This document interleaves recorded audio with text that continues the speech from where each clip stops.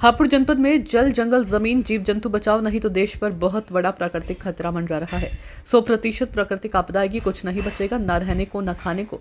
विकसित के चक्कर में विनाश की तरफ है लोग, और ये वो लोग हैं जो अपने आप विकसित भारत की शिल्पकारी में अपने आप का योगदान मानते हैं, सरकार के नाम पर अपने आप को सरकारी मानते हैं। समस्त हापुड़ मेवा संपूर्ण गढ़मुक्तेश्वर क्षेत्र में मिट्टी खनन का कार्य बहुत ही चरम सीमा पर। अधिकारीगण उक्त विषय पर गंभीरतापूर्वक विचार विमर्श कर संज्ञान ले और बताया कि किस नियम, किस कानून के तहत व किस एक्ट के तहत इन खनन माफियाओं को मिट्टी खनन की परमिशन दी गई। भारतीय किसान यूनियन संगठन हापुड़ के शासन प्रशासन से अपील करता है कि जल्द से जल्द अगर इस कार्य पर रोक नहीं लगी तो संगठन उक्त प्रकरण को लेकर आंदोलन के लिए बाध्य होगा। धन्यवाद। आपका भाई व बेटा किसान सेवक व चिंतक अमित त्यागी, जिलाध्यक्ष भारतीय किसान यूनियन हापुड़। भाई आपने सब कुछ सुना, और क्षेत्र में जो है चारों तरफ गढ़ क्षेत्र में पूरे हापुड़ जिले में अगर कहीं बात है तो वो खनन की है।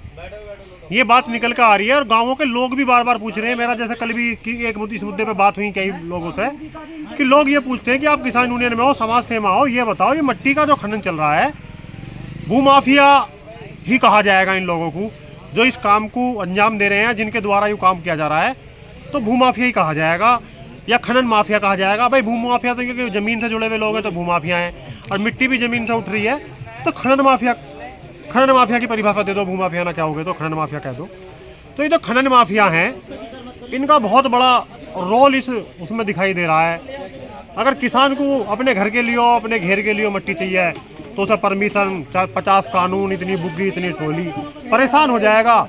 लेकिन जेसीबी बाज रही है चारों तरफ, गढ़ तहसील के चारों तरफ जेसीबी, डंपर, पॉपलैन और धूल उड़ रही है चारों तरफ, और खनन माफियाओं का राज जो है चरम सीमा पे है और बेअंतहा खनन हो रही है। खेतों में बेअंतहा खनन हो रही है। जिस तरफ भी निगाह उठाओगे यहाँ पे डंपर बाज रहे हैं, यहाँ पे जेसीबी बाज रही है, पॉपलैन बाज रही है, मिट्टी के डंपर जा रहे हैं। और किस नियम के तहत, किस कानून के तहत और किस नियम पे जो है परमिशन मिली हुई है, किस नियम, किस कानून के तहत किस तरीके से परमिशन बनाई गई है कि इतनी मिट्टी उठनी है, इसका तो नियम है, इसकी तो मात्रा है कि इतनी मिट्टी उठ सकती है। ये समझ में नहीं आता क्या है, किस तरीके से दे रहे हैं और किस अधिकारी के संरक्षण में यूँ काम चल रहा है, किस नेता के संरक्षण में यूँ काम चल रहा है, इसे समझ पाना बड़ा कठिन हो रहा है। मैं तो जो है जिले के सभी अधिकारी गणों से और हमारे जिले के सभी प्रतिनिधियों से ये हाथ जोड़ कर अपील कर रहा हूँ कि जल, जंगल, जमीन, जीव जंतुओं को बचाना हमारी प्राथमिकता है, हमारी जिम्मेदारी है, किसानों की जिम्मेदारी है, इस क्षेत्र के वासियों की जिम्मेदारी है। अगर जल, जंगल, जमीन, जीव जंतु ना रहेंगे तो भूकंप आ जाएगा।